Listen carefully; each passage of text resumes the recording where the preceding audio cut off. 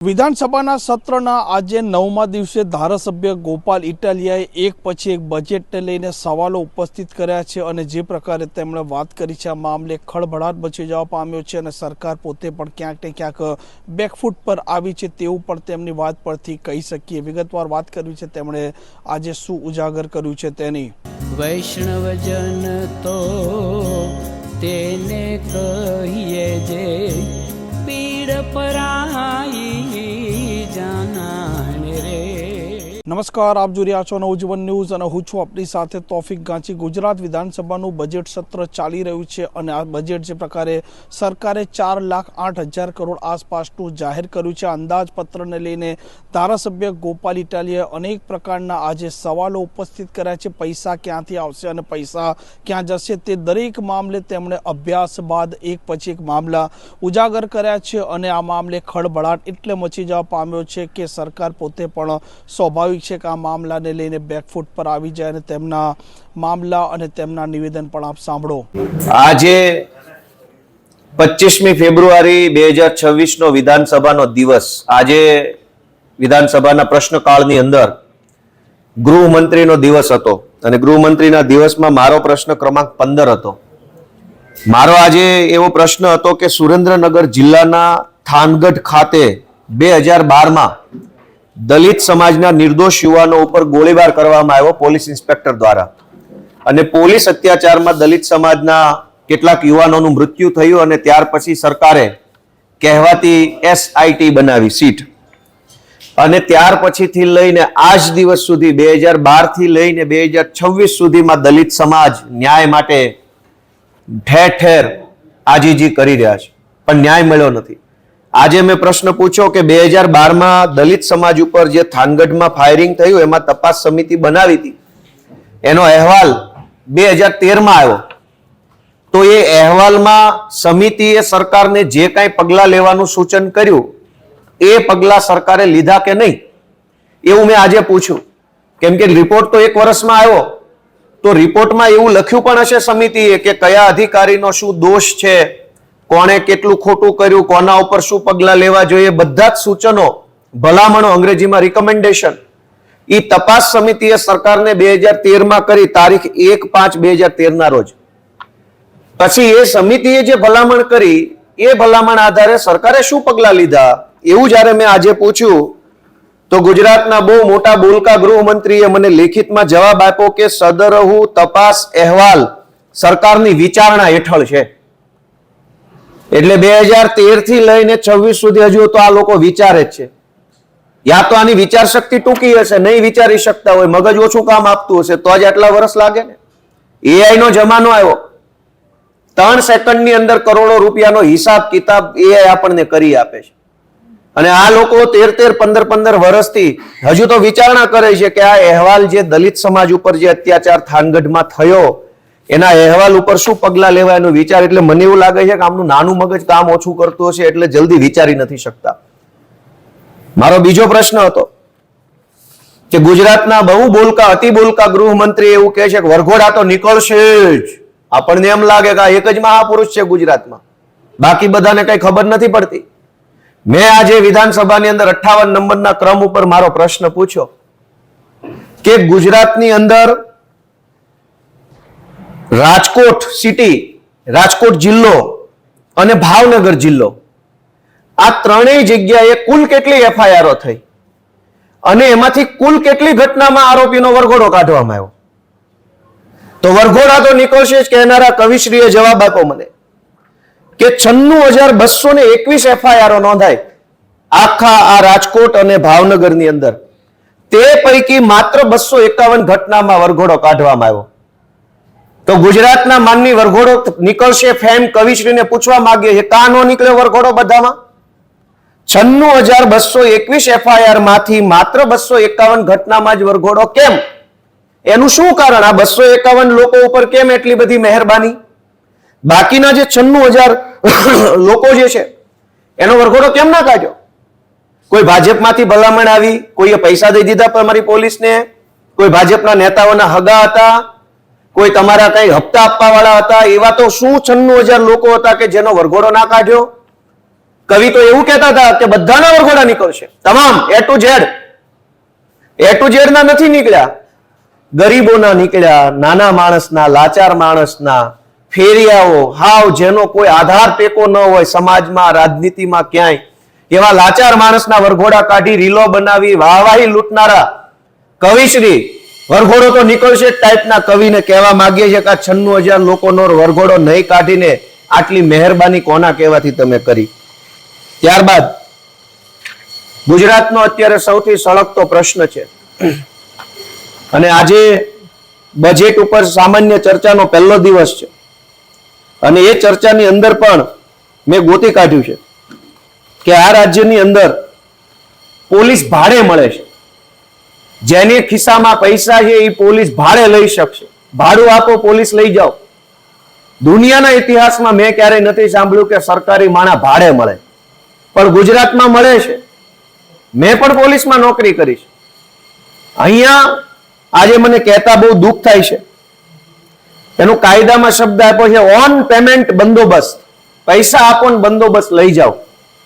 હવે મારે કોઈ રાકેશભાઈ ઉપર દુશ્મની છે, રાકેશભાઈને બે ધોકા મારવા માટે બંદોબસ્ત જોઈએ તો મને ઓન પેમેન્ટ બંદોબસ્ત આપશે? નહીં આપે. ગુજરાતમાં વીજળી કંપનીઓ અલગ અલગ અનેક કંપનીઓએ કચ્છની અંદર પોતાના સોલાર પ્લાન્ટ લગાવ્યા છે. એ સોલાર પ્લાન્ટમાં જે વીજળી પેદા થાય છે એ વીજળી ગુજરાતના અને દેશના અલગ અલગ વિસ્તારોમાં લઈ જવા માટે ગરીબ ખેડૂતોના ખેતરમાંથી મફતમાં વીજળીની લાઈન કાઢવી છે, કોઈ વળતર દીધા વગર. કરોડો રૂપિયાની જમીનને કોડીનું વળતર. 10 લાખ રૂપિયા વીઘો વાળી જમીન હોય એને વળતર આપે છે 20,000. એટલે ખેડૂતો વાંધો નોંધાવે છે કે મારા ખેતરમાં હું વીજળીનો થાંભલો નહીં નાખવા દઉં. હજારો ખેડૂતો પોતાના ખેતરમાં વીજળીનો થાંભલો નાખવા માટે વિરોધ કરે છે. વિરોધનો એક જ વાંધો છે કે જે વીજળી કંપની આ થાંભલા નાખે છે એ કંપની તો વર્ષો સુધી કરોડો રૂપિયા કમાશે, પણ થાંભલો જેના ખેતરમાં છે એ ખેડૂતને વળતર કેમ નહીં? એટલે ખેડૂતો જ્યારે વાંધો લઈ રહ્યા છે ત્યારે કંપનીઓ અને સરકાર શું કરે છે કે કંપની સરકાર પાસેથી પોલીસ ભાડે માંગે છે કે અમારે જબરજસ્તીથી, દાદાગીરીથી, ગુંડાગીરી કરીને ખેતરમાં થાંભલો નાખવો છે તો તમારી પોલીસ અમને ભાડે આપો. સરકારે કચ્છ જિલ્લામાં માત્ર છેલ્લા 2 વર્ષમાં તમને આશ્ચર્ય થશે, કચ્છ જિલ્લાની અંદર માત્ર છેલ્લા 2 વર્ષમાં ઓછામાં ઓછા 12 કરોડ રૂપિયા લઈને પોલીસ ભાડે આપી છે. 12 કરોડ રૂપિયા કંપની પાસેથી સરકારે લીધા, પોલીસ ભાડે આપી. એ પોલીસે સામાન્ય ખેડૂતો પર દમન કર્યું, દાદાગીરી કર્યું અને જબરજસ્તીથી કંપનીઓની લાઈનો ખેડૂતના ખેતરમાં નખાવવામાં આવી. દેવભૂમિ દ્વારકા અને કચ્છ આ બંનેની અંદર મળીને સરકારે માત્ર છેલ્લા 2 વર્ષમાં 13 કરોડ રૂપિયાની પોલીસ ભાડે આપી. એનો અર્થ એ થઈ ગયો કે ગોપાલભાઈ સરકારને પૈસા આપશે તો સરકાર ગોપાલભાઈને 1-2 આઈપીએસ ને 4-5 પીએસઆઈ ને એક સરકારી ગાડી આપશે, લઈને ફરો જાઓ. જેના ખિસ્સામાં પૈસા એને પોલીસ ભાડે આપવાની. આ તો દાદાગીરી કહેવાય, આ તો અન્યાય કહેવાય. પોલીસ લોકો માટે છે કે કંપનીઓ માટે છે? 13 કરોડ જેટલા રૂપિયા લઈ અને સરકારે પોલીસ ભાડે આપવાનું જે કામ કર્યું છે એ આજે આ વિધાનસભાની અંદર જે જવાબ રજૂ કર્યો સરકારે એમાંથી સાબિત થયું છે. આ સિવાય સરકારે જે દિવસે બજેટ રજૂ થયું એ દિવસે અમને બધાને એક પત્રક આપ્યું હતું. આ પત્રકની અંદર આપણે ટીવીમાં જોઈએ છે કે રૂપિયો ક્યાંથી આવશે અને રૂપિયો ક્યાં જશે, આવું વર્ષોથી સાંભળીએ છીએ. હવે મોટા ભાગે જ્યારે બજેટ બહાર પડે ત્યારે આપણે એવું જોતા હોઈએ છીએ કે રૂપિયો ક્યાં જશે તો સરકાર કહી દે કે અમે આ બનાવશું, ઓલું બનાવશું, આમ કરી નાખશું, ચંદ્ર ઉપર લઈ જશું, ફલાણું કરશું વગેરે. એટલે રૂપિયો ક્યાં જશે એના ભાષણો તો સરકારને ભાજપના માણસો ખૂબ કરે છે, પણ રૂપિયો ક્યાંથી આવશે એનો અભ્યાસ મેં આજે કર્યો. સરકારે અમને જે આવકની એક પુસ્તિકા આપી છે, અંગ્રેજીમાં કોન્સોલિડેટેડ રેવન્યુ રિસિપ્ટ એવા નામનું એક પુસ્તક છે.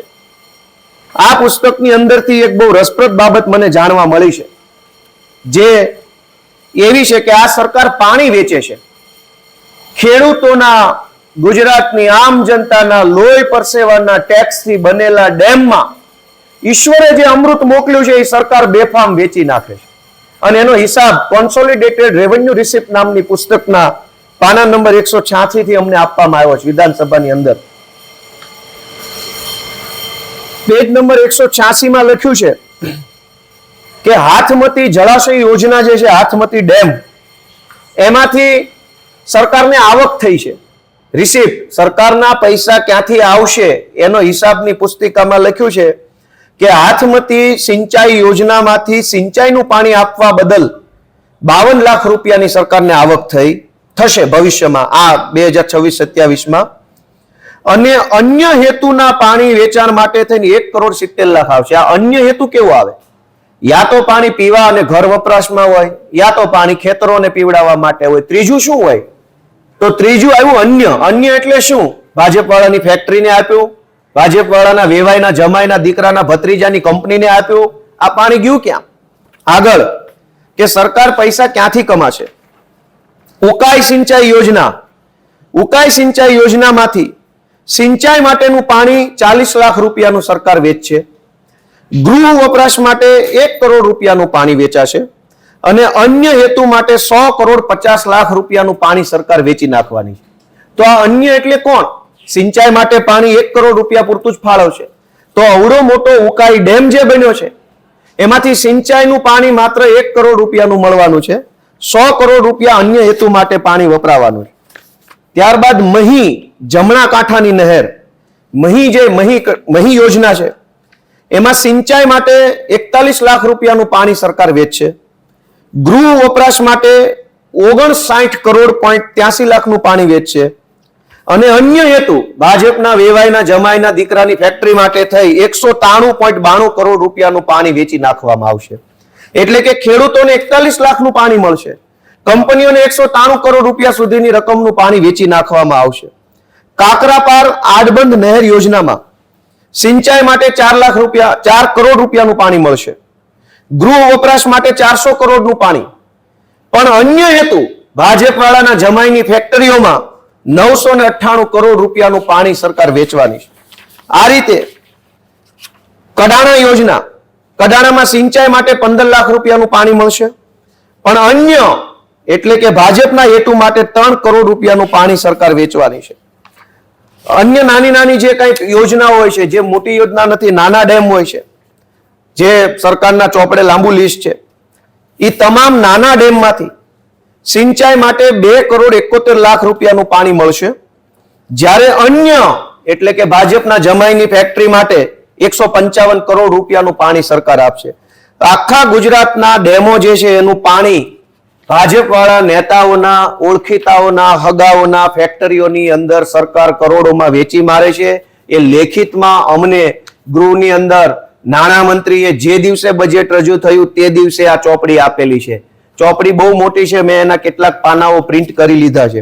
મહીની જમણા કાંઠાની નહેરમાંથી સિંચાઈ માટે 41 લાખનું પાણી મળશે, પણ અન્ય હેતુ માટે 193 કરોડ રૂપિયાનું પાણી સરકાર વેચી નાખવાની.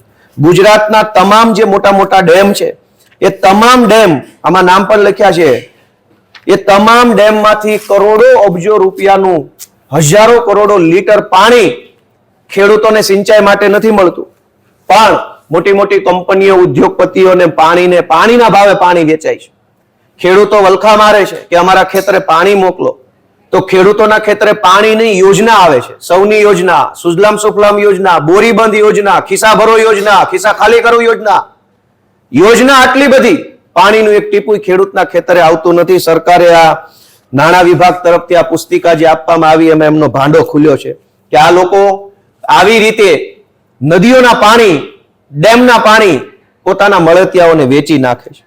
એ સિવાય જ્યારે હું અભ્યાસ કરતો હતો બજેટની પુસ્તિકાનો, ત્યારે મને જાણવા મળ્યું, મેં તમને કીધું એમ કે પૈસા વપરાશે ક્યાં એ તો બધાય ભાજપ વાળા બોલે છે ભાષણમાં, આવશે ક્યાંથી એનો અભ્યાસ આજે મેં પહેલી વખત ગુજરાતમાં મને એવું લાગે છે કર્યો છે. કેમ કે આ લોકો ભાજપ વાળા કહેતા નથી ક્યાંથી આવશે.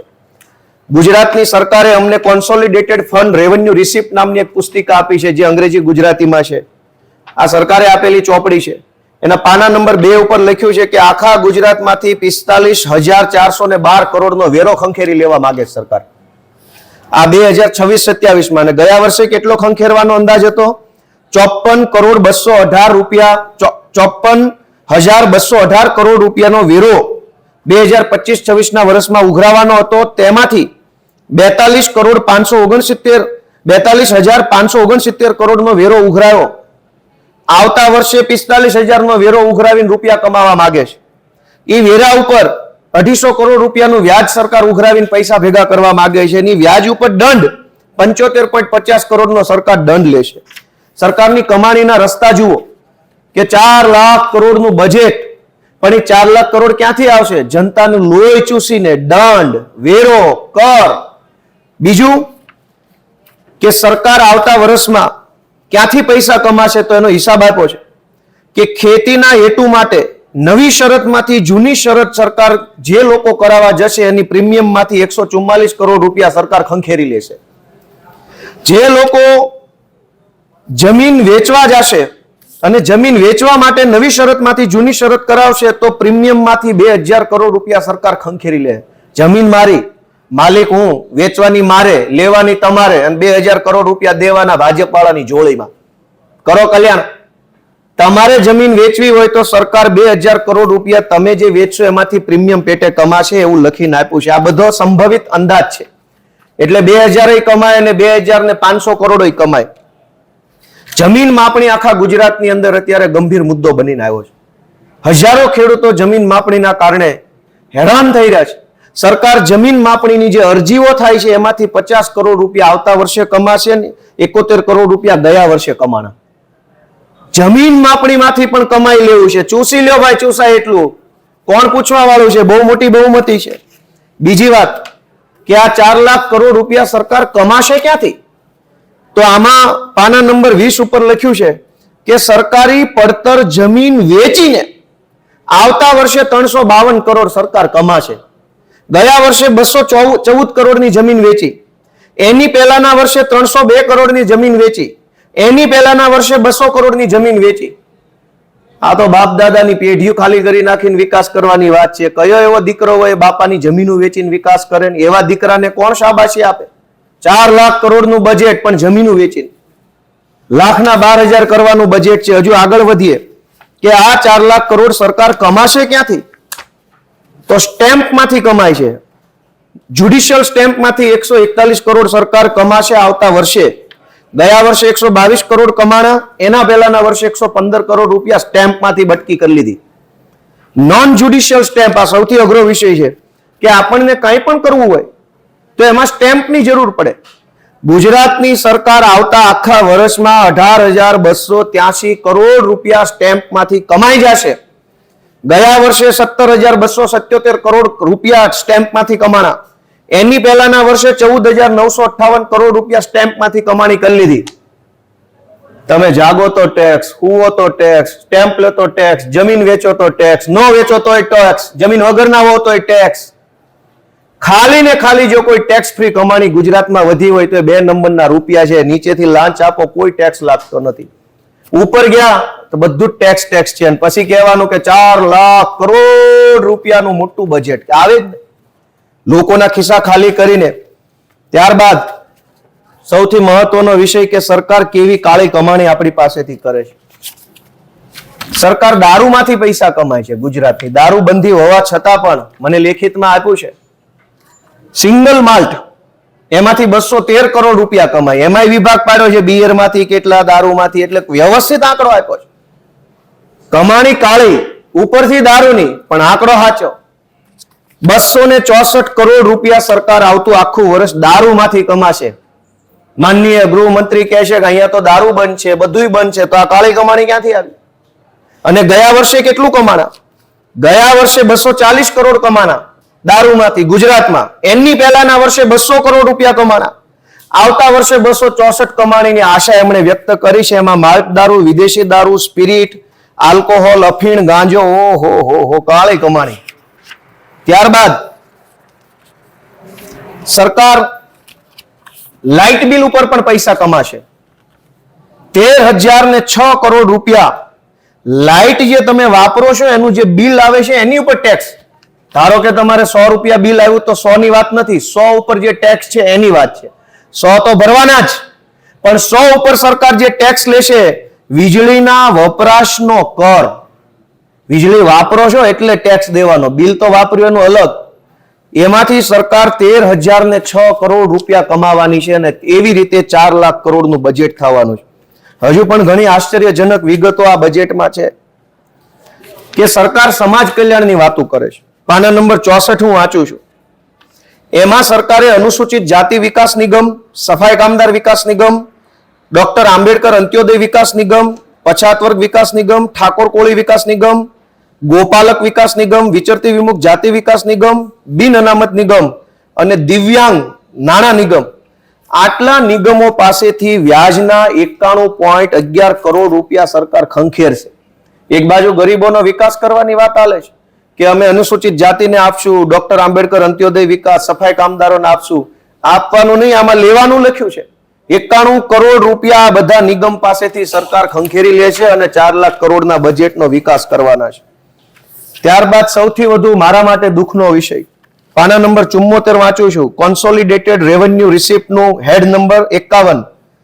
જે ગુજરાતના છોકરાઓ જીપીએસસી ની, યુપીએસસી ની કે જીએસએસડબલ્યુ ની, જીએસએસબી આ સરકારી પરીક્ષાઓ જે આપે છે, એમાં જે ફોર્મ ભરે છે, એ ફોર્મની જે ફી ભરે છે એમાંથી સરકાર 15 કરોડ રૂપિયા કમાશે અને એવી રીતે 4 લાખ કરોડનું બજેટ બન્યું છે. ગયા વર્ષે કેટલું કમાણા હતા? 27 કરોડ રૂપિયા. દોસ્તો, ગયા વર્ષે 27 કરોડ કમાણા, આવતા વર્ષે 15.42 કરોડ રૂપિયા તો ખાલી જે છોકરા નોકરીનું ફોર્મ ભરવા આવ્યા છે એના ગીજામાંથી કાઢી લેવાની વાત છે. આવી રીતે વિકાસ થાય? જે છોકરા પાસે નોકરી નથી, ફોર્મ ભરવા આવ્યો છે કે મારે મામલતદાર બનવું, પીએસઆઈ બનવું, ફોર્મ ભરવામાં સરકાર 15 લાખ રૂપિયા બટકાવી લેવાની તૈયારી કરી લીધી છે. હવે તમે નોકરી દેવાની વાત ઘરે ગઈ, લેવા પહેલા 15 કરોડ વિચારી લીધો. ત્યારબાદ સૌથી મોટી વાત કે આવતા વર્ષે મેં તમને હમણાં જ આંકડો આપ્યો કે પોલીસ ભાડે આપી, અને પોલીસ ભાડે આપીને ખાલી કચ્છ અને ખાલી દ્વારકા આ 2 જિલ્લામાં સરકારે 13 કરોડની પોલીસ ભાડે આપી. પહેલાના જમાનામાં પોલીસ ખાતાનું બેન્ડ જ ભાડે મળતું. ગમે ત્યાં લગ્ન પ્રસંગ હોય તો પોલીસ બેન્ડને પૈસા ભરો તો વગાડવા આવતા પોલીસના યુનિફોર્મમાં. બીજું કઈ ભાડે મળતું નહીં. હજુ તો પોલીસ ભાડે આપવાનું ચાલુ કર્યું છે. આને આ અને આવા નવા ગૃહમંત્રી રહેશે તો મને એવું લાગે છે કે પીએસઆઈ ને ગામના લગ્નમાં નાચવાય મોકલશે. 2000 રૂપિયા ભાડું લઈને પીએસઆઈ નચાવો હોય તો 2000, એસપી નચાવો હોય તો 10,000. આ ધંધા કરવાના ગુજરાતમાં? પોલીસ ભાડે આપવાની? કાલ ગોપાલભાઈ જેવો કોઈ માણસ આવે મગજ છટકેલું હોય કે મારે એસપી ભાડે લાવવો છે, લગ્નમાં નચાવો છે મારા દીકરાના, યુનિફોર્મ પહેરીને 4 એસપી મોકલો, તરત હર્ષ સંઘવી કહેશે કે 1.5 કરોડ રૂપિયા ડિપોઝિટ ભરો, 3 એસપી નાચવા મોકલી દો. આવું હોય? આ ચોપડીની અંદર સરકારે સ્પષ્ટ લખ્યું છે પાના નંબર 76 ઉપર કે અન્ય પક્ષકારોને પૂરી પાડેલી પોલીસ પેટે, એટલે કે આખા વર્ષમાં પોલીસ ભાડે આપીને સરકાર 880 કરોડ રૂપિયા કમાશે. આ અંદાજ મૂક્યો છે એને. અને ગયા વર્ષે કેટલી કમાણી થયેલી? ગયા વર્ષે 800 કરોડ, એની પહેલાના વર્ષે 669 કરોડ. દર વર્ષે પોલીસ ભાડે આપીને 800 કરોડ રૂપિયાની કમાણી ભાજપની સરકાર કરી રહી છે. પછી એમ કે છે અમે 4 લાખ કરોડનું બજેટ લાવ્યા. તમે આ કોને પોલીસ ભાડે આપો છો? 880 કરોડ રૂપિયાનું પોલીસ ભાડે આપશે આવતા આખા વર્ષમાં, એમાંથી કમાણી કરશે. આ પાના નંબર 76 ઉપર લખ્યું છે. અને આવી કમાણી કરીને ગુજરાતનો વિકાસ, ગુજરાતમાં શિક્ષણની શું હાલત છે? પાના નંબર 103 એમાં સરકારે લખ્યું છે કે શિક્ષણ કર પેટે સરકાર 803 કરોડ રૂપિયા વસૂલ છે, જેમાં પ્રાથમિક શિક્ષણ કર પેટે 656 કરોડ રૂપિયા ઉઘરાવશે, માધ્યમિક શિક્ષણ પેટે 29 કરોડ રૂપિયા ઉઘરાવશે, યુનિવર્સિટી અને ઉચ્ચ શિક્ષણ પેટે 69 કરોડ રૂપિયા ઉઘરાવશે. એમ કરીને આખા વર્ષમાં શિક્ષણ આપવાના બદલે શિક્ષણના નામે 803 કરોડ રૂપિયા બટકાવશે અને કહેશે કે વિકાસ થઈ ગયો. અને છેલ્લે 1-2 વાત કે પાના નંબર 111 આરોગ્યની સેવા સરકારે પૂરી પાડી છે એ બદલ દર્દીઓ પાસેથી 1045 કરોડ રૂપિયા સરકાર વસૂલ કરશે. ગયા વર્ષે 950 કરોડ વસૂલ કર્યા, એની પહેલા 302 કરોડ વસૂલ કર્યા. આવતા વર્ષે 1045 કરોડ રૂપિયા આ ગુજરાતની ભાજપની સરકાર દર્દીઓ પાસેથી આરોગ્યની સેવા પેટે ખંખેરી લેવા માંગે છે. અને છેલ્લે કે ખેડૂતોને પણ લૂંટવામાં બાકી રાખવાના નથી, કેમ કે બધાને લૂંટ્યા અને ખેડૂતને જો ભાજપ ન લૂંટે તો અન્યાય ગણાય. બિયારણ વેચાણના નામે સરકાર 11.39 કરોડ રૂપિયા લૂંટી લેશે. ખાતર અને રાસાયણિક ખાતરના વેચાણ પેટે 14.16 કરોડ રૂપિયા સરકાર ખેડૂતો પાસેથી લૂંટી લેશે અને આવી રીતે છોડનું રક્ષણ, ખેતી ફાર્મ, બિયારણ, ખાતર, દવા, ટ્રેક્ટરના નામે સરકાર 1192 કરોડ રૂપિયાનું બૂચ ખેડૂતોનું મારશે અને આવી રીતે જીપીએસસી ના નામે, ખેડૂતને બિયારણના નામે, નદીઓના પાણી વેચીને, દારૂ વેચીને, આબરૂ વેચીને ભાજપવાળાની 4 લાખ કરોડ રૂપિયા કમાય અને ગુજરાતનો વિકાસ કેવો કરશે એનો પણ મેં અભ્યાસ કર્યો કે આ 4 લાખ કરોડ રૂપિયાનું બજેટ જાહેર થયું એટલે મને એમ થયું કે આ 4 લાખ કરોડ રૂપિયા જનતા પાછળ વપરાઈ જવાના હશે. પણ મેં મોડી રાત સુધી અભ્યાસ કર્યો તો મારે ત્યાં આંખો ખુલી કે આ 4 લાખ કરોડ રૂપિયામાંથી 1,07,000 કરોડ રૂપિયા સીધા સરકારી માણસોના પગાર અને પેન્શનમાં નીકળી જશે. એટલે 4 માંથી વધ્યા 3 લાખ કરોડમાંથી 43,000 કરોડ રૂપિયા સરકારે જે લોન લીધી છે એ લોનના પેમેન્ટ આપવામાં નીકળી જશે. કુલ મળીને આ 4 લાખ કરોડ રૂપિયામાંથી 1,07,000 કરોડ રૂપિયાનું જ સરકાર કેપિટલ એક્સપેન્ડિચર એટલે કે ઇન્ફ્રાસ્ટ્રક્ચર ઊભું કરવા માટે વાપરશે. એટલે કે બજેટ 4 લાખનું, એમાં પગાર 1 લાખનો, લેણું 1 લાખનું, પાછા દેવાના 43,000, જેટલા વધ્યા એટલા કોના દીધા ને કોના લીધા. અને છેલ્લી વાત કે ગુજરાતના મહત્વના 5 વિભાગો છેલ્લા 3 વર્ષથી અંડર પરફોર્મ કરે છે. બહુ ગંભીર વિષય છે કે કૃષિ વિભાગમાં છેલ્લા 3 વર્ષમાં જે કાંઈ બજેટ ફાળવ્યું એ બજેટ 100% વપરાયું નથી. 2023-24માં 15% ઓછું બજેટ વાપરી શકાયું. સરકારે વાપરવા 100 રૂપિયા આપ્યા કૃષિ વિભાગને, પણ કૃષિ વિભાગ દર 100 એ 15 રૂપિયા ઓછા વાપરી શકે. એટલે કે પૈસા છે, વાપરનારા નથી. કૃષિ વિભાગમાં છેલ્લા 3 વર્ષની એવરેજ જોઈએ તો 12 થી 15% માઇનસમાં વપરાશ થાય છે, ઓછો વપરાશ થાય, પૈસા છે વાપરાતા નથી. શિક્ષણ વિભાગમાં છેલ્લા 3 વર્ષથી એવરેજ 5 થી 8% માઇનસ વપરાશ છે. ઉર્જા વિભાગમાં છેલ્લા 3 વર્ષથી 20% માઇનસ વપરાશ ચાલે છે. સિંચાઈ વિભાગમાં છેલ્લા 3 વર્ષથી 20% માઇનસ વપરાશ ચાલે છે. સરકાર બજેટ ફાળવી દે છે પણ એ ફાળવેલું બજેટ પૂરું વપરાતું નથી. આ વખતે સરકારે જાહેર કર્યું કે કૃષિ વિભાગ માટે 24,000 કરોડ રૂપિયા વપરાણા. કેટલા? 16,000 કરોડ રૂપિયા. એ નહીં બોલે, કેમ કે એવું બોલે તો ખુલ્લા પડી જાય એમ છે. ફાળવા મોટા રૂપિયા, વપરાણા કેટલા? તો કે આટલા. એનો અર્થ એવો થયો કે હું મારા દીકરાને 1.5 લાખ કરોડ રૂપિયા વાપરવા આપું અને 20 રૂપિયાનો મસાલો લઈને પાછો આવે એવી વાત છે. તો જ્યારે હું બોલું કે મારા દીકરા માટે ગોપાલભાઈ ઇટાલિયાએ પોતાના દીકરાને 1.5 લાખ કરોડ રૂપિયા આપ્યા, વાપર્યા કેટલા? તો કે 20 રૂપિયાનો મસાલો, 10 રૂપિયાની પાણીની બોટલ અને 15 રૂપિયા નાસ્તાનો ભાડું, આટલું વાપરીને આવ્યો છે. તો શું મતલબ છે મોટી મોટી જાહેરાતોનો? દરેક વિભાગની એટલી ખરાબ હાલત છે કે આ દરેક વિભાગ પાછળ કરોડો રૂપિયા ફાળવવામાં આવે છે, વપરાતા નથી. શું કામ નથી વપરાતા? તો કે સરકાર પાસે સ્ટાફ જ નથી. સરકારે ખેડૂતો માટે જે પૈસા નાખ્યા બજેટમાં એ પૈસા કોણ વાપરશે? એ પૈસા સરકારી ઓફિસના માધ્યમથી જનતા પાસે જવાના, પણ સરકારી ઓફિસમાં સાહેબો જ નથી. હવે વિધિની વક્રતા જુઓ. અને ભાજપ વાળાનું નાનું મગજ એમ કામ કરતું બંધ થઈ ગયું છે, કેમ કે 13-14 વર્ષથી થાનગઢના રિપોર્ટ ઉપર હજુ વિચારણા હાલે છે. એક બાજુ સરકારી સ્ટાફ નથી, પણ સરકારી સ્ટાફના પગાર પેટે 1,07,000 કરોડનો ખર્ચો થઈ રહ્યો છે. એનો મતલબ એવો કે ખુરશી ખાલી છે ને પગાર ચાલુ છે. શું કામ? તો કે વિકાસ ચાલુ છે. તો આ બજેટની વાસ્તવિકતા આજે મારા આપના સમક્ષ રજૂ કરવાની હતી. આપ સૌનો ખૂબ ખૂબ આભાર. આ પ્રકારના સમાચાર માટે નવજીવન ન્યૂઝની આ ચેનલને લાઇક, શેર અને સબસ્ક્રાઇબ કરવાનું ભૂલતા નહીં. નમસ્કાર.